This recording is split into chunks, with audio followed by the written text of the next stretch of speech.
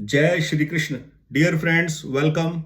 आज कई दिनों के बाद मैं ये वीडियो बनाने जा रहा हूं और अब कंटिन्यूस वीडियो का सिलसिला ऐसे ही चलेगा जैसे पहले चलता था। वीक में एटलीस्ट 2-3 वीडियोस जरूर ही बनके डिलीवर होंगी कंटिन्यू बेसिस पे, रेगुलर बेसिस पे।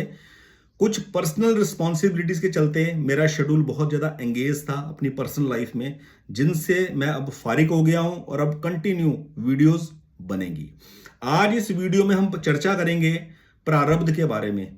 प्रारब्ध और ज्योतिष का आपस में क्या संपर्क है, कैसे ज्योतिष हमें मदद करता है अपने प्रारब्ध को समझने में और प्रारब्ध के अनुसार मौजूदा स्थिति में अपने आप को ढालकर सही दिशा में कर्म करने के लिए। तो मेन चीज रहेगी प्रारब्ध को ऑब्जर्व करना, प्रारब्ध को पढ़ना, प्रारब्ध को जानना और मौजूदा स्थिति में अपने आप को ढालकर उस अनुसार कर्म करना। मैं एग्जांपल देता हूं। एक घर के अंदर मान लीजिए 2 बेटे हैं। आज से 40 साल पहले एक बेटे ने थोड़ा सा एफर्ट्स कर थोड़ी सी किसी भी कारण से किसी के संपर्क में आकर किसी प्रकार से सरकारी नौकरी हासिल कर ली, गवर्नमेंट जॉब हासिल कर ली। छोटा भाई इस तरफ कंसंट्रेट नहीं हुआ, उसने ध्यान नहीं दिया, उसकी वैल्यू को नहीं समझा, या उसका जो मन था वो किसी और दिशा की तरफ बहरा था। तो उस वक्त उसने अपना कोई प्राइवेट कारोबार, कोई दुकानदारी स्टार्ट कर दी। आज इतने लंबे समय के बाद अगर आज मैं बात करूं सन 2026 की, तो जिस आदमी ने 40 साल पहले, 35 साल पहले सरकारी नौकरी पकड़ी थी, डेट ऑफ ज्वाइनिंग से लेके आज तक रिटायरमेंट तक, डेट ऑफ ज्वाइनिंग से लेके टिल डेथ, आदमी को कंटिन्यू पैसे की आमदनी होगी, कंटिन्यू पैसा उसके बैंक अकाउंट में आता रहेगा, जिसकी वजह से उसकी हर जरूरत जीवन के अंदर पूरी होती रहेगी। और दूसरी तरफ वो आदमी जिसने इस बात पे ध्यान नहीं दिया और प्राइवेट सेक्टर के अंदर काम किया, दुकानदारी में काम किया, दुकानदारी यदि खूब चमक गई तो वारे न्यारे, और अगर नहीं चमक पाई ड्यू टू कंपटीशन, तो पैसा कभी कम आया, कभी ज्यादा आया, कभी बिल्कुल नहीं आया, कभी बहुत ज्यादा आया। तो उसकी जो कंडीशन है वो इनस्टेबल वाली है। तो ऐसे में क्या होता है, जिस आदमी की आमदनी, जिस आदमी की इनकम, जिस आदमी की फाइनेंशियल कंडीशन कांस्टेंट है, रेगुलर बढ़ रही है आमदनी, उस आदमी को ज्योतिष की कोई इंपॉर्टेंस नहीं है, उसको एस्ट्रोलॉजी की कोई इंपॉर्टेंस नहीं है। जिंदगी में कोई आदमी एस्ट्रोलॉजी का सहारा या किसी भी चीज का सहारा मोस्ट प्रोबेबली तभी लेता है जब उसके जीवन में अड़चन आती है, जब जिंदगी के अंदर ऑब्स्टेकल लगता है, जब वो कुछ करना चाहता है और लाख प्रयत्न करने के बाद भी वो नहीं होता। ऐसा हो सकता है हेल्थ सेक्टर में, ऐसा हो सकता है वेल्थ से रिलेटेड मैटर में, आदमी ने कहीं इन्वेस्टमेंट करी और वो डूब गई, अनएक्सपेक्टेडली ऐसा रीजन क्रिएट हुआ, सारी इन्वेस्टमेंट गई। और तीसरा, आदमी ने रिलेशनशिप बनाया, किसी से रिलेशन बनाया अच्छे के लिए, आनंद में जीवन जीने के लिए, और उस रिलेशन के अंदर खटास आ गई और वो रिलेशन कड़वा हो गया और जिंदगी स्वर्ग की बजाय नरक में तब्दील हो गई। तब ऐसे में आदमी सहारा लेता है एस्ट्रोलॉजी का या अन्य चीजों का। तब आदमी के दिमाग में बातें आती हैं, मेरा घर वास्तु के अकॉर्डिंग बना हुआ है, मेरे नाम की स्पेलिंग ठीक है, मेरी जन्म कुंडली के अंदर कोई दशा खराब तो नहीं चल रही। तब ये प्रॉब्लम आदमी के दिमाग में कौंधती है, आती है। अब बात कर रहे हैं हम लोग प्रारब्ध के बारे में और ज्योतिष के बारे में और कर्म के बारे में। ज्योतिष, वैदिक रत्न ज्योतिष का ये चैनल एस्ट्रोलॉजी गाइड 1 का जो मुख्य उद्देश्य है, वो उद्देश्य है कोई आदमी यदि एस्ट्रोलॉजी की हेल्प लेकर अपने जीवन के अंदर कुछ सुधार करने की एक्सपेक्टेशन करता है, उनको गाइडेंस देना, उनको कंसल्टेशन प्रोवाइड करना। काल सर्प दोष का अड़चन लग गई, मंगल दोष की अड़चन लग गई, शनि की 7.5 की अड़चन लग गई, शनि का ढैया लग गया, राहु की महादशा आ गई, राहु की दृष्टि 5, 7, 9वीं दृष्टि अच्छे भावों में पड़ रही है, इस वजह से जीवन के अंदर दुख है। ये बड़ी नॉर्मल सी बातें जिसके नाम पर ज्योतिषी एक आम आदमी को, एक भोले वाले इंसान को डराते हैं, पैसे भी ठगते हैं और सही सोल्यूशन भी आदमी को पता नहीं लगता, समझ में नहीं आता। हर इंसान प्रारब्ध के अनुसार एक विशेष कार्य करने के लिए इस संसार के अंदर कुदरत द्वारा धकेला गया है, भेजा गया है। हर आदमी का एक खास उद्देश्य है। उस उद्देश्य को जब आदमी पहचान लेता है तो आदमी के अंदर एक अग्नि प्रज्वलित हो जाती है उस डायरेक्शन में बढ़ने के लिए। ये जो बोला जाता है ना, कोई आदमी कुछ भी कर सकता है, हम अनलिमिटेड ताकत लेकर इस संसार में आए हैं और हम कुछ भी कर सकते हैं, ऐसा बिल्कुल भी नहीं है। मटेरियलिस्टिक वर्ल्ड के अंदर हर आदमी कुछ भी कर सकता है, ये बिल्कुल फिजूल की और इलॉजिकल और बेसलेस बात है। स्पिरिचुअल वर्ल्ड के अंदर हर एक आदमी बराबर है, वो सब कुछ कर सकते हैं, बिल्कुल बराबर कर सकते हैं। क्या कर सकते हैं? स्पिरिचुअल वर्ल्ड के अंदर पृथ्वी, जल, अग्नि, वायु, आकाश सबके लिए समान, बिना किसी पार्शियलिटी के परमात्मा ने दे रखा है। और हर एक इंसान, बेशक उसके भगवान ने बोलने की शक्ति दे रखी है या नहीं दे रखी है। कोई आदमी वर्ल्ड का सबसे तेज दौड़ने वाला धावक है, एथलीट है, वो भी, और कोई आदमी जिसकी टांगे भी नहीं चलती, हॉस्पिटल के बेड के ऊपर लेटा, वो भी, सबके सब समान एक काम कर सकते हैं। क्या? परमात्मा का नाम जप कर सकते हैं, परमात्मा का चिंतन कर सकते हैं। इस चीज में समान कैपेसिटी दी है परमात्मा ने। लेकिन मटेरियलिस्टिक वर्ल्ड के अंदर आदमी को समान कैपेसिटी किसी को भी नहीं मिली। एक घर के अंदर दो भाइयों की कैपेसिटी भी बिल्कुल अलग अलग होगी। एक पेड़ के इतने सारे पत्तों में से भी दो पत्ते एक जैसे बिल्कुल नहीं मिलेंगे, उनके मॉलिक्यूल्स अलग अलग होंगे यदि लेबोरेटरी में डीपली जब चेक किया जाएगा। कपिल देव क्रिकेट के शहंशाह, क्रिकेट के मास्टर माइक टायसन का मुकाबला नहीं कर सकते, माइक टायसन जैसे बॉक्सिंग नहीं कर सकते, ठीक है।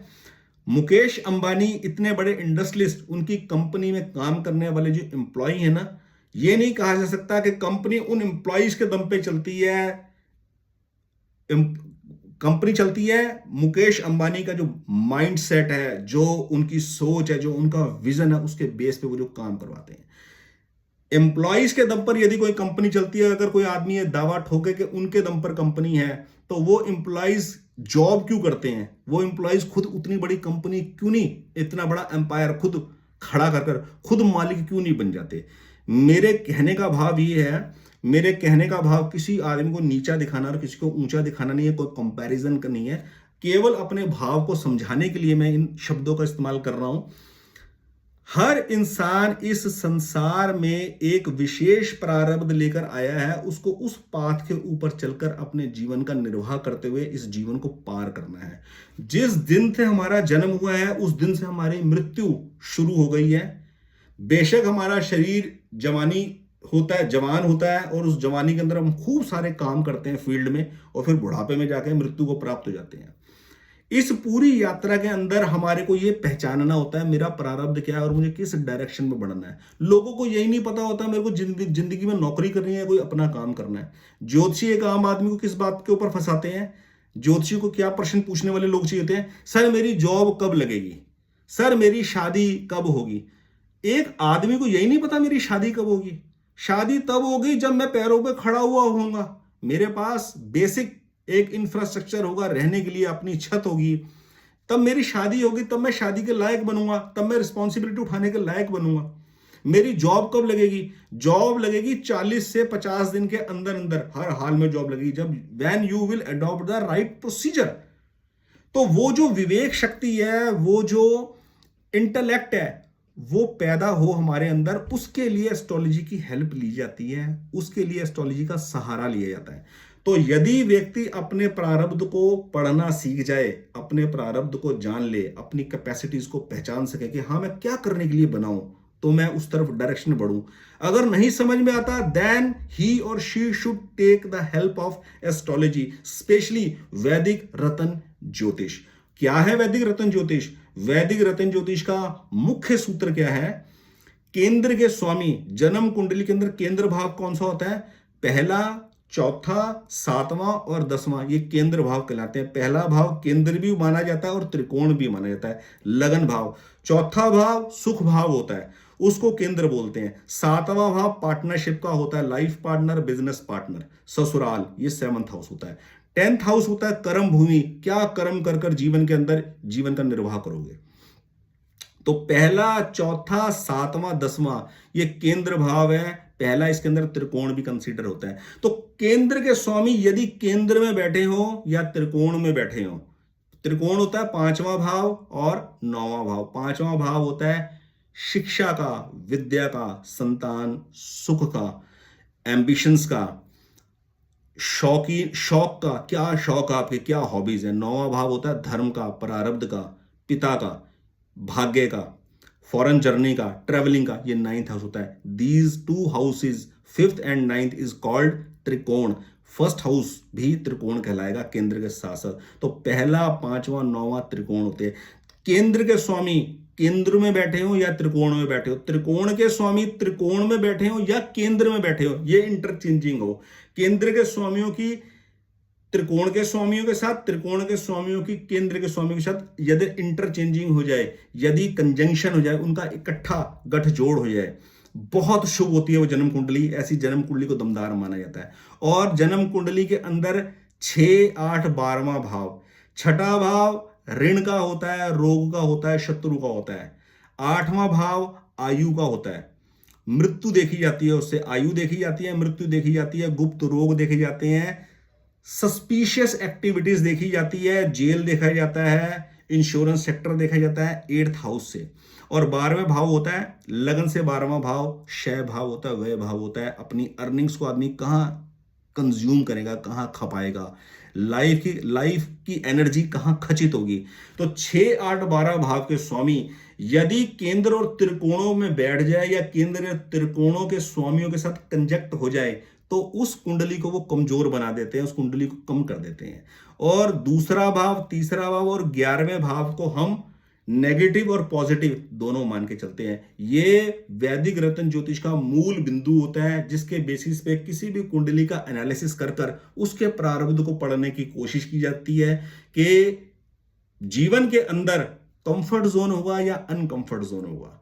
Comfort zone for the example, एक बच्चा पैसे खर्च कर अपने टैलेंट के ऊपर अब्रॉड गया, फॉरेन कंट्री गया, वहां उसे अच्छी खासी जॉब मिल गई और जॉब सेटिस्फेक्शन भी है, सेटिस्फैक्टरली है, उसको जो जॉब प्रोफाइल मिला सेटिस्फैक्टरली मिला, वो कर रहा है, ये कंफर्ट जोन है। एक आदमी पैसे खर्च के फॉरेन कंट्री गया, जॉब मिली, मिलकर कोई ऑब्स्टेकल क्रिएट हुआ, जॉब छूट गई, अब वापस आने की हिम्मत नहीं है क्योंकि पैसा खर्च के गया, वहां पर नई जॉब मिल नहीं रही, घर से पैसे मंगवाए, पैसे खर्च होने के दरमियान दूसरी जॉब मिल गई, दूसरी जॉब के अंदर भी अब जो जॉब प्रोफाइल मिला है वो सेटिस्फैक्टरी नहीं है, मजा नहीं आ रहा जॉब करने के अंदर, ना पीछे मुड़ने लायक है ना वहां रुकने लायक है, इसे कहते हैं अनकंफर्ट जोन। इसके अंदर ज्योतिष की क्या हेल्प होगी?